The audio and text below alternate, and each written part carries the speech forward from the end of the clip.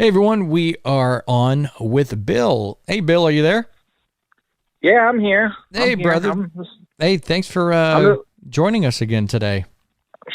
Sure. I was just taking a short rest from my daily labors, and I was looking for something on my phone just to listen to while I was sitting here until my next project here. And Yeah. your name came up with the phone number. So I said, we interviewed a couple of days ago. So there was so many stories I thought of since then that we could have told, but it would have been way too long to keep it going. Well, you know, so I was thinking. I figured. Here, well, without interrupting you, you were thinking what? Well, I was thinking about our call this weekend because my wife and I went to the coast, and I was like, man, I enjoyed talking to Bill. I mean, I really did, because it took us 3 hours to drive to the coast because we got a big snowstorm here, and I was like, and that's what I played the whole time.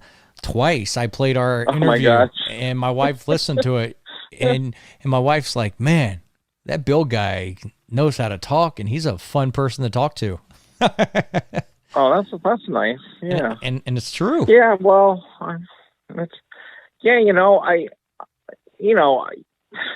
I think I'm fun. You are most fun of the time, and I know my stuff pretty well. I don't have a degree in theology or anything, but I'm kind of like, I don't know if you remember. You probably wouldn't. Back when I was in the 80s or something, when I was, even 70s, when I was a kid, there used to be this commercial about getting an education. Yeah, and it was Abraham Lincoln walking into this a job search office or something. Mm-hmm. And the guy says to him, he's interviewing him, he goes, where'd you graduate from? He goes, well, I kind of studied on my own. And then the interviewer says, well, you ain't going nowhere without that sheepskin fella. Oh my God. And then he's saying that to Abraham Lincoln. so in the old days, the degrees didn't count. I mean, you're talking like 1840 or whatever. Oh yeah. Self-educated and all that kind of stuff. But I do have a BA in history. Yeah.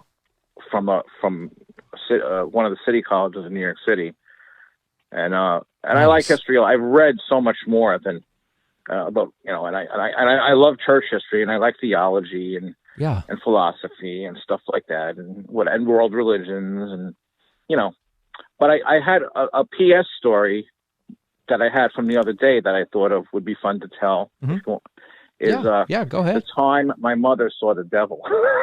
Really? Yeah. Now my mom was raised, Catholic. She never graduated. She graduated high school. She never went to college. Mm-hmm. She got married a few years after, her college age. Oh, actually, she was the youngest of 6 sisters. So in those days, you couldn't get married before your older sisters. Yeah. And she was the last sister. She got married until she was like 29, which was late, which was a long time in those days. You were almost like, the old maid kind of thing back in those days. So anyway, she got married, and then, she became a housewife, and she had a good Catholic education in a elementary school, and she went to a public high school. But she had a couple of spiritual things. She wasn't a mystic. I wouldn't call her a mystic or anything, and she wasn't like especially super prayerful. Yeah. I mean, she certainly believed in God and Jesus and everything. And later in her life, she started going to charismatic prayer meetings and stuff. I introduced her to that stuff, and she liked that and whatever. And she prayed the rosary and stuff like that, and go to mass. And but one time after my father died, now what I'm trying to say, she's this basic Italian, ordinary kind of like, if she was still back in Italy, she'd be like a peasant woman, Okay. Very, very simple, very kind, very simple. She wasn't complicated. So she after my father died, one night she went to bed, and it's a double bed, and she's on one side, and then across from her bed, diagonally, there's a closet with double doors, and they're painted white, and they open up outwards, like there's two little handles in the middle, and you open them outward like you.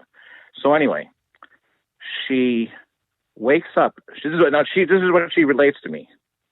So she wakes up in the middle of the night, and there's this giant face on the closet door, and it's a big face. It's covering like I guess a third of the door. It's a big circle, like kind of face. And she said it was horrible. It's like this red reptilian, burning face with horns, and the whole like lava or scaly kind of face, and the eyes are like reptilian. And she was so scared.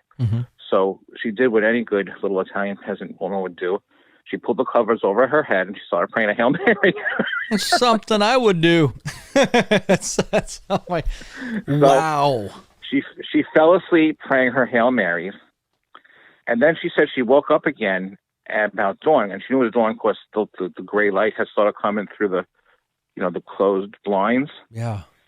And sitting on the corner of her bed, diagonally across from her, between the corner of her bed that was between her and the closet door, she said she saw this, not sitting, standing, this beautiful angel. Mm-hmm. She said had glowing blonde hair and big fluffy wings and a big and pink gown. And it just had this serene look on her face. And then gradually she faded away. So my mother goes, "That's my angel, that's my angel."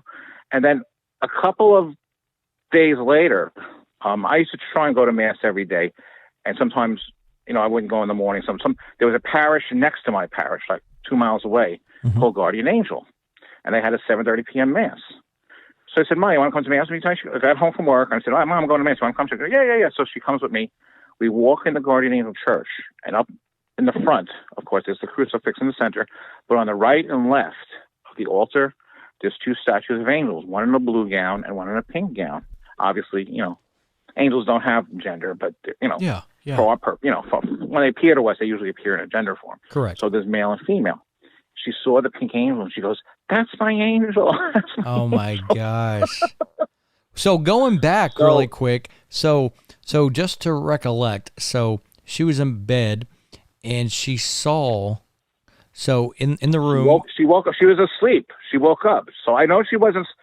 Go ahead. Yeah. So she was sleeping. She woke up, and in the room there, she saw. Well, to me, if it has horns and it's red, to me that's Satan. Like plain and simple. Yeah. Well, she knew. Yeah. Yeah. I mean, sometimes, like you've heard from these NDEs, there's this kind of there was no telepathy between them, but yeah, sometimes you're instantly convicted, like like God puts a knowledge in you, you just know. Oh yeah. Like and like this is not a friendly entity.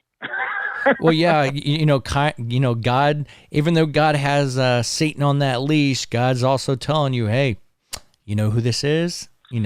Telepathically, or just, he's just relaying it to you. And so then your mom did something like what we would do as children. She got under the covers and the sheets and she started praying. And so when she saw the angel, then was that after she got done praying, she moved the covers and she saw in the room? No. She when she was under the covers praying, she gradually fell asleep.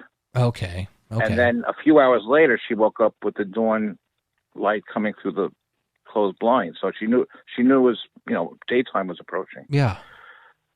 So obviously I know my mother's not a liar. And of course. I'm telling you, she's not, I mean, I'm just going through the logical possibilities. It's not any casting aspersions on my mother or anything like that. But you go through the logical possibilities as if, you try and play the devil's advocate, pun intended, whatever. And okay, number one, is she a liar? Nah, she's not trying to pull one over. There's no motive. There's no money motive. Is there an ego motive? Does she want attention? No. Yeah. Check. No. Then you say, well, she was dreaming. But she says she woke up and saw it. Yeah. She didn't say I was dreaming and then I woke up. Well, you know what? She says she woke up and she saw it and then she went back to sleep. So, well, you know what? If I would have known your mom, I can tell you this. I guarantee you she was not making that up. I mean, because first of all, there's no gain, there's no benefit. And the last thing you want to see is the devil. Who wants to see the devil? Right. Like, why would you make that up?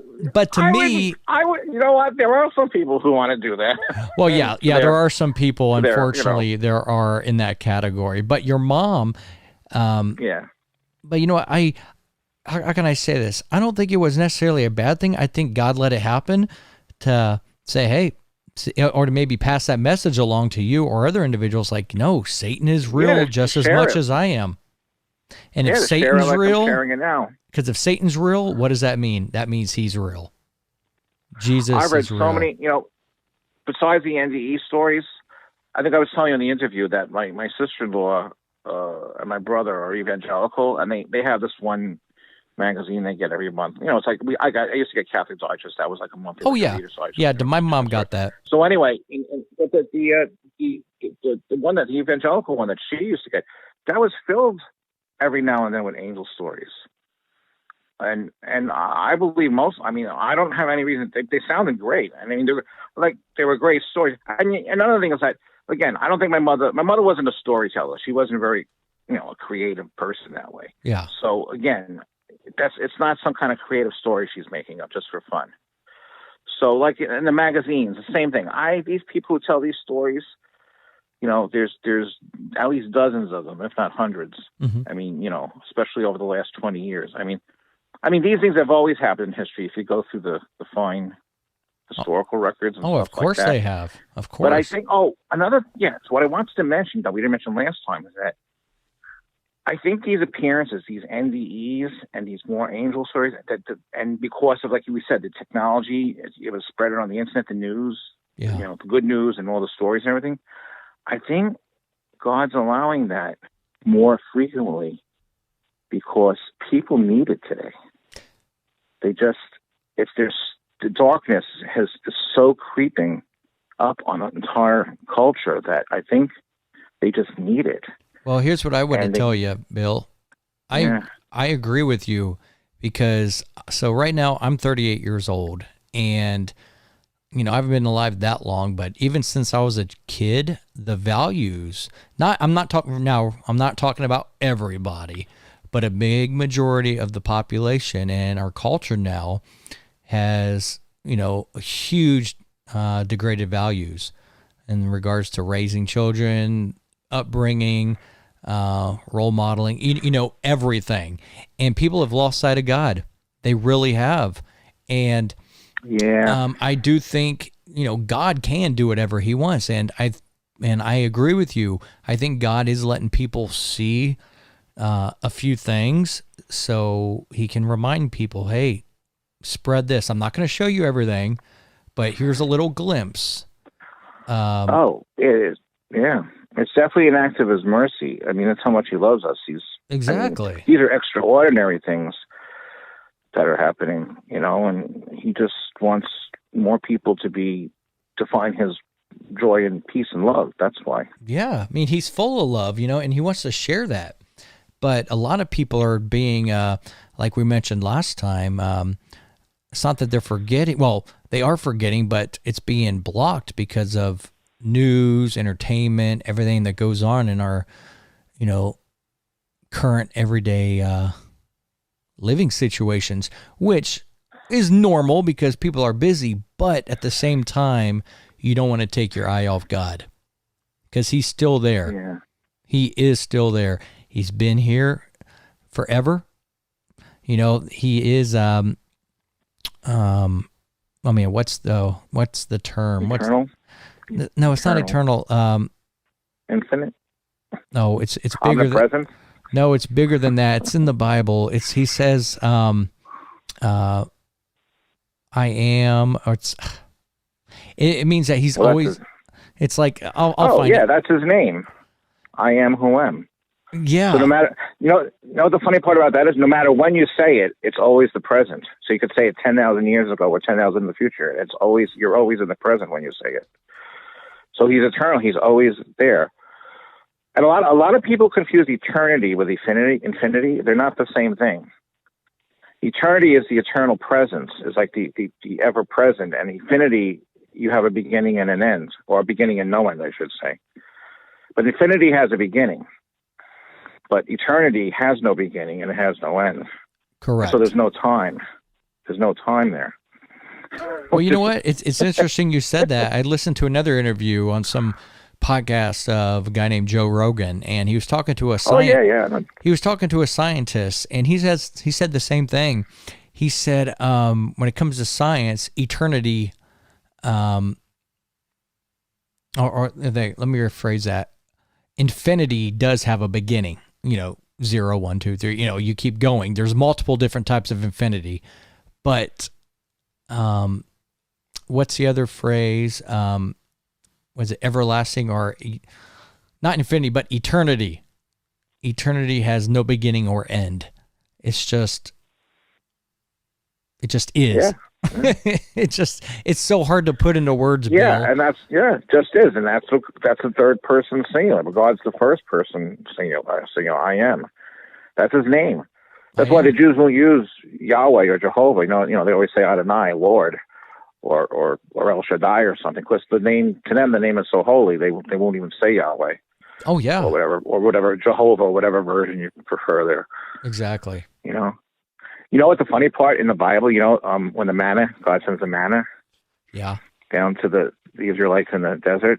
Do you know? Well, it tells you right there what it means in the Bible. You know what the word manna means? What does a manna mean? It has a meaning in English. It means it literally translates, I'm pretty sure, as what is it? Really? What is it? I mean, you tell me God has no sense of humor in the God Bible. has like well, we're made in they His wake image. up in the morning and they see the stuff on the ground, and the first thing you say is, "What is it?" Oh my goodness, manna. Well, we are created in His image, and what does that tell you? He does have a sense of humor. He does. He does. Did you see the mini series they started last year? It was only on YouTube, on internet. It was oh my gosh, it's like they did 10 of them, and they're doing more this year. So it's volunteer raised, right? It's raised by volunteers raising money to film episodes. Don't tell me. Yeah. It's called, I was watching it. Not The Prophet, not... no, it's on a certain... Whatever it is, whatever it is, it's about Jesus. You could look it up. And it shows this side of Jesus. Now, I always cringe, not always, but everybody has their own perception of what they think. Oh, it's called The Chosen. The movie should be like, Jesus should be like. So I've shy away from a lot of them because I just like, it's not that they're horrible or anything. It's just like, that's not how like the best one people say is Jesus of Nazareth, the one from the 70s. Yeah. And sometimes Jesus is a little spacey in there. I know he's trying to portray the divinity and mysticism of it, and it's kind of cool. But and I watched them over the years. As I get older, my spirituality changes or gets whatever, and I appreciate them more. I see different things. But this one, they came out last year. It's like the very human side. They don't deny Jesus' divinity at all. Yeah. No, but they bring out more his humanity. So he's like dancing at the wedding feast of Cana. And he's making jokes with Peter. Hey, so Bill, FYI, that show is called The Chosen. And what it is, I watched it. So what they were trying to do, it sounded like, was they were trying to just, even though it's not all biblical, what they're trying to do is tell a story of what possibly happened that's not in the Bible. So anything that's not in the Bible, they're trying to take pieces of the Bible and see, okay, maybe this is what happened on the parts we don't hear about. I had a hard time understanding the thinking on a few points. Yeah, so did I. I mean, it was kind of complicated. It really was. I mean, I get where they're coming from. I totally do. Because right now there are 8 episodes. And I know it's crowdfunded. The next, they're working on season 3 now, episode 1. It's 75% funded. I'm looking at it right here on the screen. But yeah, I mean, I get what they were trying to do.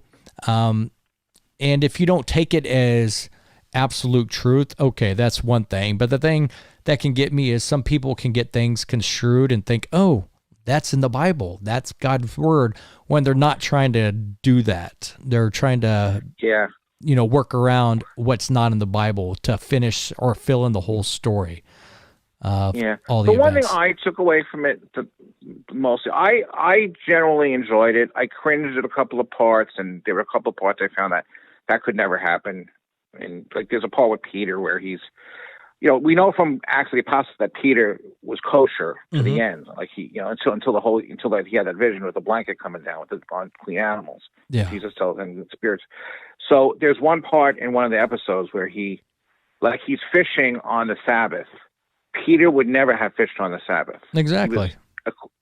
Because we know from the other parts of the New Testament that he followed the Mosaic law as much as he could.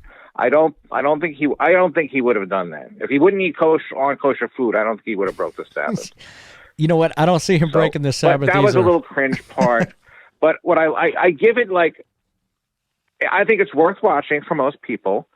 I give it like an 85%. Correct. I enjoyed it for the most part.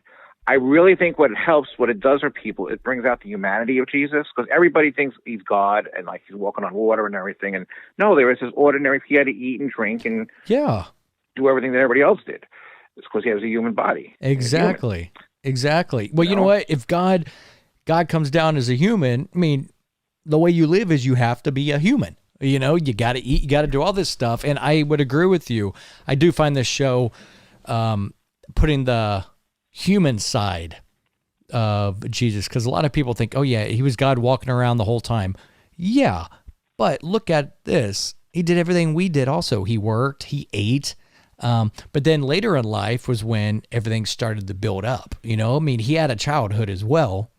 And I think that's what they were trying to get to. But the thing I would like to say is, I think people such as yourself, the Bible, okay? I mean, you've read it inside and out. Yeah. I mean, you get what you're talking about. Someone like you watching this is fine because you understand what they're doing and you understand what the Word of God says as well, and you know how to separate them. Question is, if someone hasn't read the Bible, doesn't understand it, but then they watch this, will they misconstrue things like, oh, yep, this is everything God said it did? You see what I'm getting at? Yeah, absolutely. Yeah. But I think it's a great series. I really do, for those that already know the Word, just to watch it, just to understand the human part of Jesus.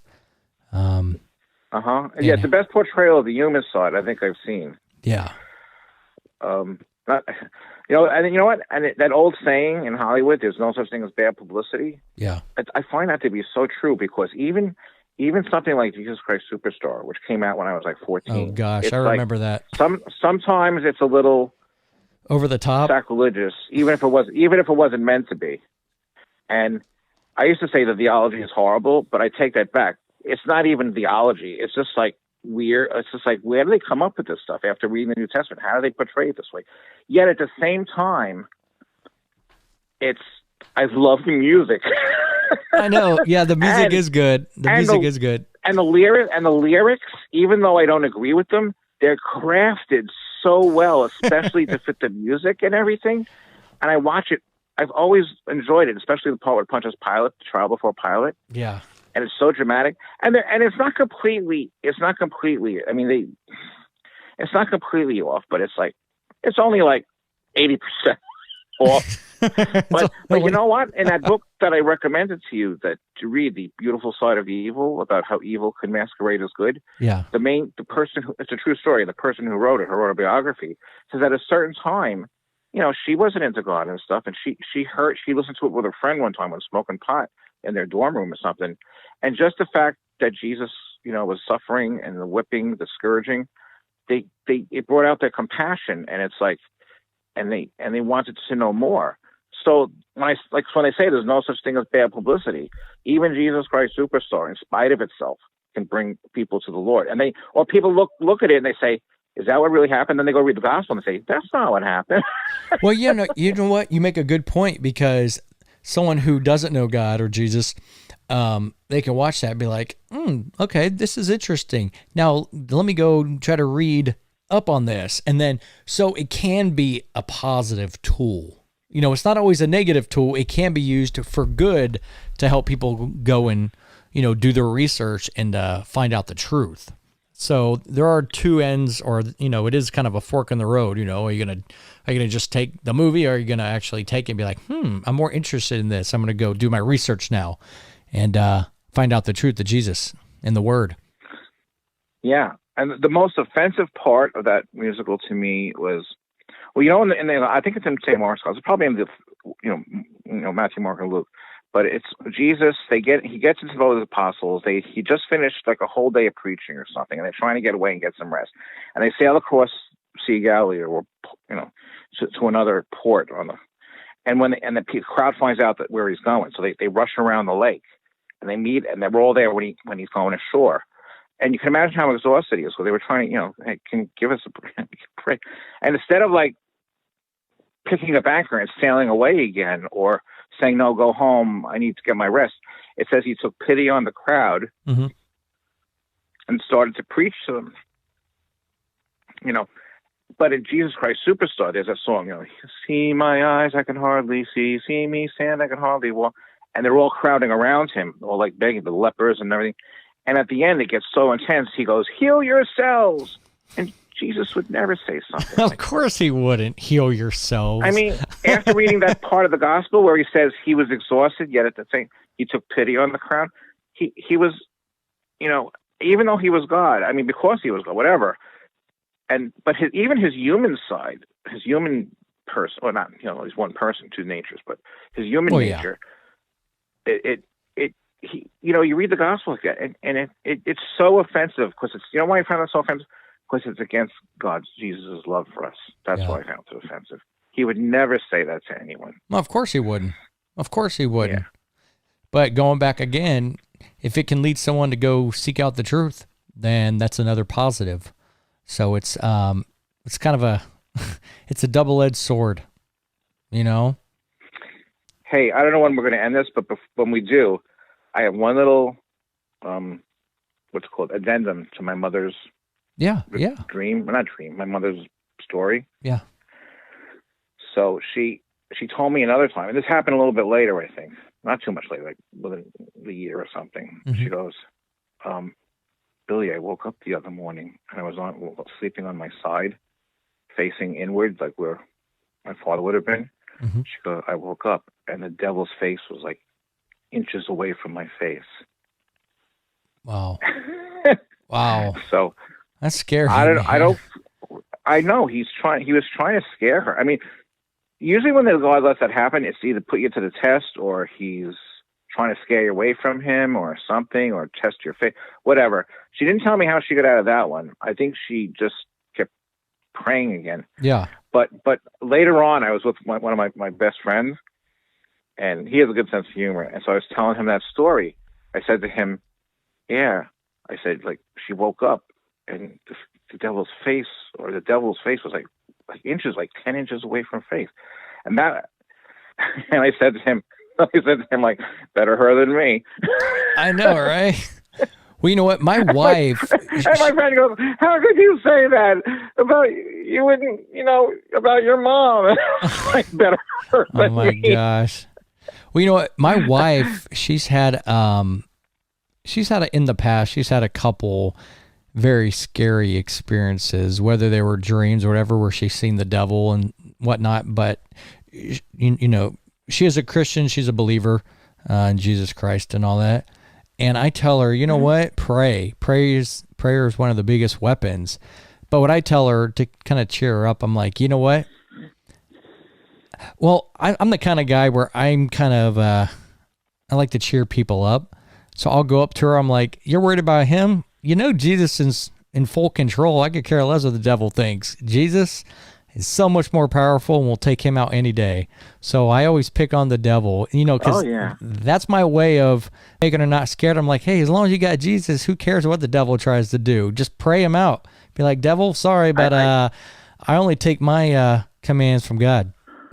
I think my favorite quote of all time from a saint, there was a saint called Saint Teresa of Avila in Spain in the 1500s, and she was like a mystic and everything. Mm-hmm.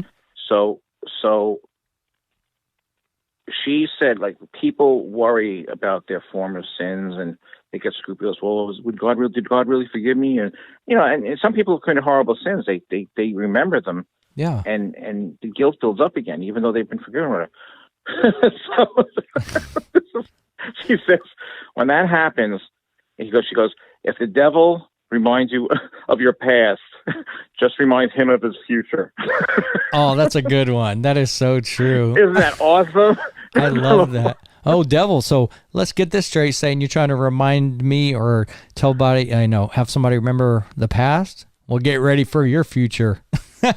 Yeah, yeah. But she has a lot of gems like that in her, in her writings. Oh my gosh, what a sense of humor she Well, you had. know what? And She did. it's not that we're she's trying a very to. lively person. Well, it's not that we're taking the devil lightly, because the devil is very real. I don't want listeners to take us wrong, but at the same time, you know what? We got God in our heart, in our lives, and you know what? As long as you got him, sorry, the devil can't get to you. He can tempt you, he can try, but he's just not going to win over Jesus. He's not. No. But you have to be firm. You have to be firm in your faith and your belief. You really do.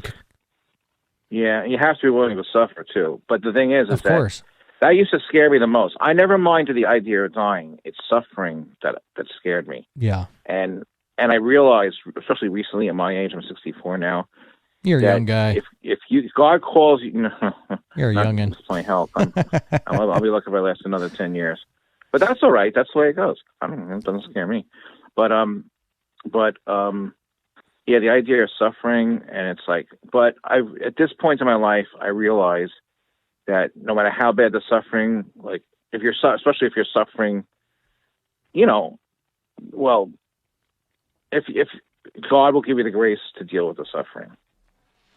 I mean, I think in St. John's Gospel, in one of it might be Peter's, he says, no, it's John. It's St. John. It's one of his epistles, I believe. He says, if you've examined your conscience and you can't think of anything you've done wrong, and you're still God sending you suffering, he goes, just accept it and unite it to Jesus' suffering. And it's like that thing that St. Paul says, we make up in our bodies what's wanting in the wounds of Christ, and that confuses a lot of people because they think that Christ's sacrifice wasn't necessary.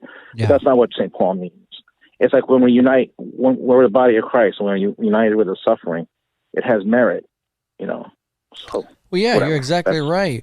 Well, you know what? And the way I look at this too is, suffering. When I suffer, or you suffer, or everybody suffers, I just sit back and take a moment in my mind. I'm like, you know what? Jesus suffered a ton.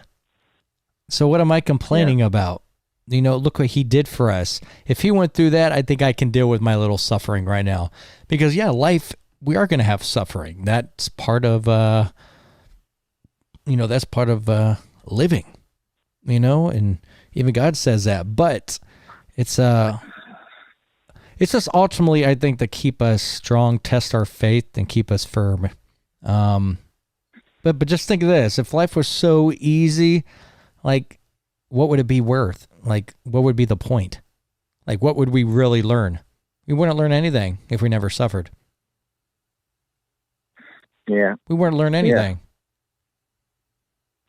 Yeah, it's like it's not pleasant. It's like with Hebrews, it's like God disciplines those who he loves, like his children who he loves. And people can, but it's so funny how people can distort scripture. They think they use that as an excuse to beat their children with belts or something when they do something wrong. And you just pray the Holy Spirit; He'll tell you how to use discipline the right way. Oh, and trust me, if you ask for guidance from the Holy Spirit, he will answer. And he will guide you in the right direction, but you have to wholeheartedly seek the answers. You can't just ask. You got to do it with your heart, sincerely.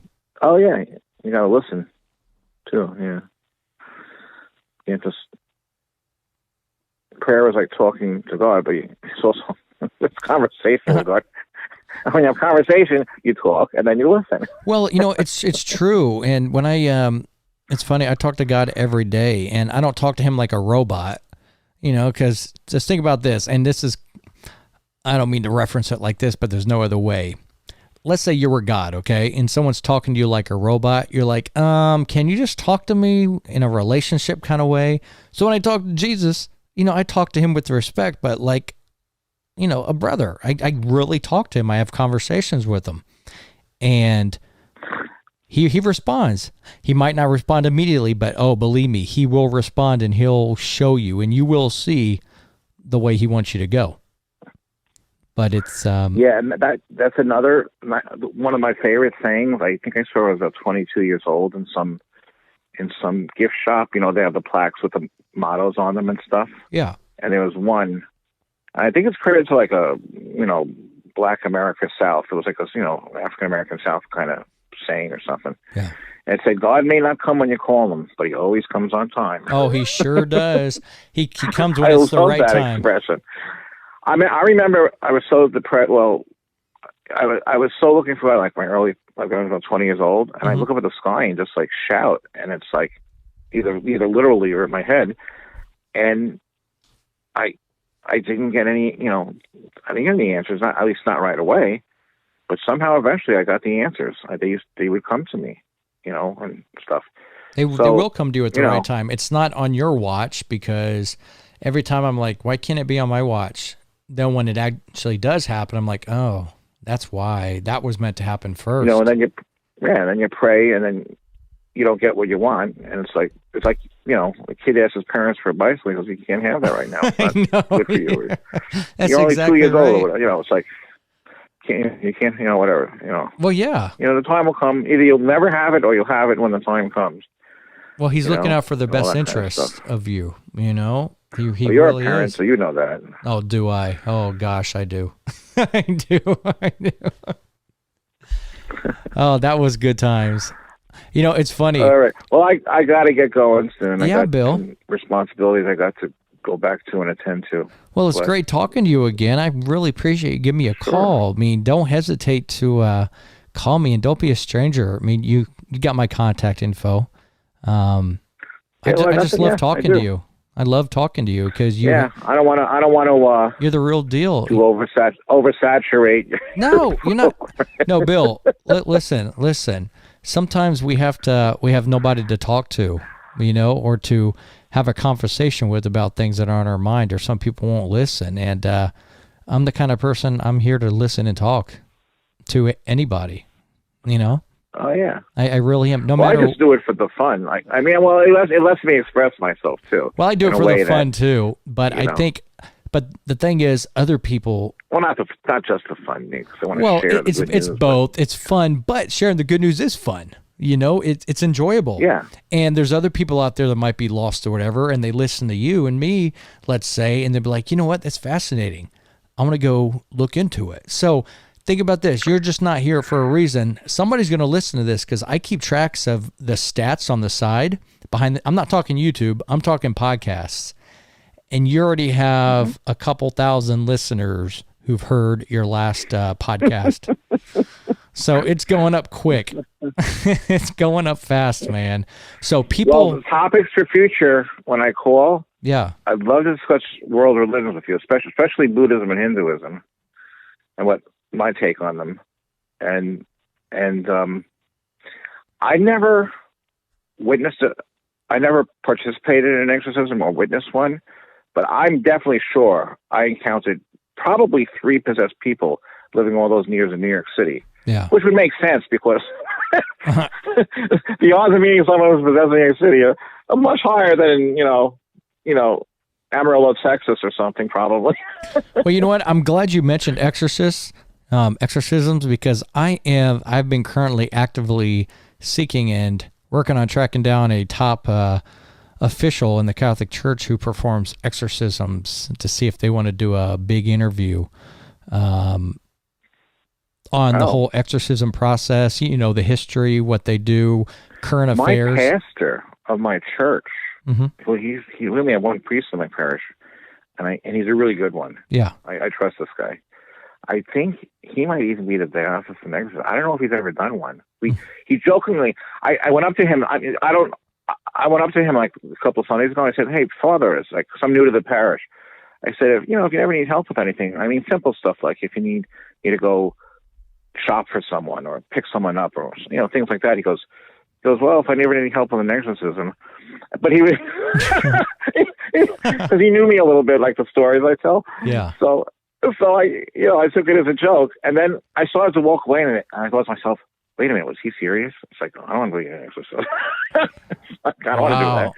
And actually, if I was younger, I might, but at my age and health, if you've read Malachi's Martin book about with the 5 exorcisms, they need like they usually have like a couple of lay people, usually a tough guy, like a fireman or a policeman, come just to hold the person down in case they go crazy or something. Oh yeah.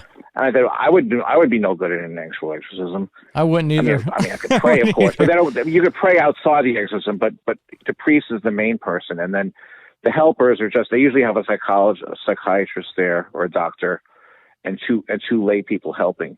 Depending upon the type of possession it is, yeah. Well, exorcism. Okay. Anyway, so you're looking. I can mention it to my parish priest if he knows anybody you want to interview. Yeah, I would like to. Yeah, I mean, if you don't mind, I mean, it's no rush. I've been actively looking online, everything for someone who's, they don't have to be someone that performs exorcists, but if they have very good knowledge of what it is, because I mean, I know what it is, you know what it is, but what I'd like for them to do is give an education on what exactly exorcism is, the process, and just a history on it. It doesn't have to be somebody who actively performs them, but I'm pretty sure priests understand the process. Anyways, even if they don't perform it, I'm pretty sure they're You'd be well surprised versed. the way like, as a Catholic, I can tell you, there's a lot of priests that aren't trained very well today, and yeah, I probably know more than some of the priests. Probably, but well, you know what? But there are a lot of good priests still. Well, that would acknowledge ones. I mean, every diocese is supposed to have an official exorcist. Well, correct. Well, and the quick thing I want to say really quick, one of the old interviews I heard with 𝗪𝗨𝗕𝗦𝗪, he said the same thing. He said, even though a lot of priests can perform exorcisms, a lot of them are not properly trained to perform them the right way. That I did agree with. And in the Catholic Church, if you're seeking an exorcism, a priest can't just go exorcise. He has to get the bishop's permission. Correct. He has to run it by the bishop first. Now, if he's the appointed exorcist for that diocese by the bishop, then he still has to run it by the bishop. Oh yeah, he sure does. And then the bishop has to. I know a lot of those they have to review them case by case basis, and yeah, it's no different than. Yeah. Yeah, I mean it's a big process, but I think once it gets up to the top, they can verify. Yeah, this is. Yeah, after they weed out all the mental illness and blah blah blah blah blah, probably about 5% of the cases brought or genuine, something like that. Well, yeah, I know now they have to rule out mental cases, but a lot of times there are no mental issues or anything, and a lot of those are ruled out. Yeah, yeah, definitely. Well, those are the ones that are, like I said, that's the 5%. Yeah, it's like my spouse automatically knows Latin out of nowhere. It's just so. Next time we talk, we can discuss the movie too, because that movie was groundbreaking in the 70s. And, gosh, I remember. I like it a lot, but as far as the ending goes, it's totally un-Catholic. Yeah, it would never happen that way. A priest would never invite the devil into himself, even as a heroic deed to draw it out of the girl. Yeah, because the devil's strong back. The devil will just go into both of you. Yeah, and then the priest ends up dying. Stop him from. Yeah, and he's made to look like a martyr or a hero because he says, "Come into me." Yeah, that doesn't work. Of course, it doesn't work. Of course, it doesn't. But it was nonetheless a very, very. There was a lot of the movie that was very, very interesting and applicable. And well, you know what? There's another one of those. There's no such thing as bad publicity movies. I just had to mention this part because I watched that when I was a kid, The Exorcist, and I was like, oh my gosh. And I watched it again like last year. And there's one part that just cracks me up, and I'm actually rooting for her, is when she throws up on everyone. I'm like, yeah. Like, come on. I know that's messed up, but I loved that scene. But I know the making of it was very painful. I forget the woman's name that played, what's her name? Reagan, the girl, or Ellen Bernstein, the mother? No, the girl. I forget her name. And that was Linda Blair. That's right, Linda Blair. Yeah, she was saying when they were filming that, remember when she was going up and down on the bed, like hitting? Well, she was attached to a wooden board that they kept pulling down. She said that was the most painful experience she's went through. But when she watched the movie, she's like, well, I guess it was worth it because it shows what can really happen. Yeah. But that's a whole nother topic. The part of that movie, which The head spinning, which couldn't happen, like the levitations and some of the vomiting and the scars, but when the head swivels around 360, that could never happen because it would literally kill the body of the person. And it's just Hollywood trying to make things more cinematic and dramatic for the movies, which I get. Weird things can happen. It could be contortions, and the spider dance, the spider walk could probably happen.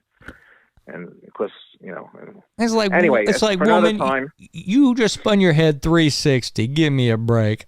You know what I mean? Like, but that's a whole nother discussion. She would die right there. The neck would snap. Oh, I mean, the devil's power. It's not that it's not going to supersede that the laws of nature like that. Anyway. Exactly. Well, Bill, it's been great talking to you, brother. And you know what? Contact me again anytime you want, and we'll chat again. P.S. Signing off. The first time I heard you, when you were doing the interview with the NDE lady, I saw McCyber. I thought, why did he pick that name? And I thought, it rhymes with MacGyver. He's like a detective. Well, I chose Mr. Cyber. You know what? I couldn't. So this channel used to be everything, but I'm like, you know what? I'm a cybersecurity engineer, but I'm fascinated in stuff. But the new title of this thing, it's not Mr. Cyber. It's going to be Mysterious Realms with Mr. Cyber, because I had to give it a title, but even though my name's Elijah, I just went with Mr. Cyber. It's a nerd. It's my nerd side coming out, I guess. Okay. Bye. All right. I better get going. Hi, Bill. But thanks again. Hey, you as well. Fun conversation. You as well, brother, and God bless as always. And I'll chat with you soon. As we get more and more, if we have more of them, I won't get as monopolistic because I get so excited to tell my story.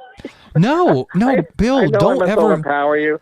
Bill, don't hesitate. Don't hesitate. You're not overshadowing anybody. People need to hear this stuff. And if you're willing to talk about what experiences or what's on your mind, don't hesitate, brother. Never hesitate. All right. Okay. Well, okay. See you next time. Bye for now. All right, Bill. Take care, buddy. Okay. Thanks. Bye. Bye-bye. And everybody, that was Bill with his experience. Wow. So he's talked about everything from his mom seeing the devil when waking up one night, all the way to talking about a show called The Chosen, which you can find. It's a crowdfunded, volunteered movie. Well, it's not a movie, it's a series, but what they do is, if you've ever read in the Bible, what they're trying to do with this series is fill in the gaps of what could have happened around Jesus' life, because, Jesus was a baby and he grew up. He went through his teenage years, adolescent years, young adult years, before he started doing a lot of his big miracles and the big works that he came to earth here to do. And so the show Chosen, it's a good one, but I would recommend reading the word before you watch The Chosen, just so you don't get confused. If you do watch The Chosen show, go back and reference the Bible or the word and see the truths and what was just kind of filling in the gaps. And then we also talked about exorcisms. Bill is a regular guy that calls in. He's a good dude. And we talked about exorcists and exorcisms, and he's going to try to hook us up with a priest if he can. It's not needed. I'm still looking, and we're working on that. But if you know anybody that would like to talk about exorcisms, I think that would be a great topic to have for our show. But I appreciate you all tuning in. As always, it's awesome. Good times.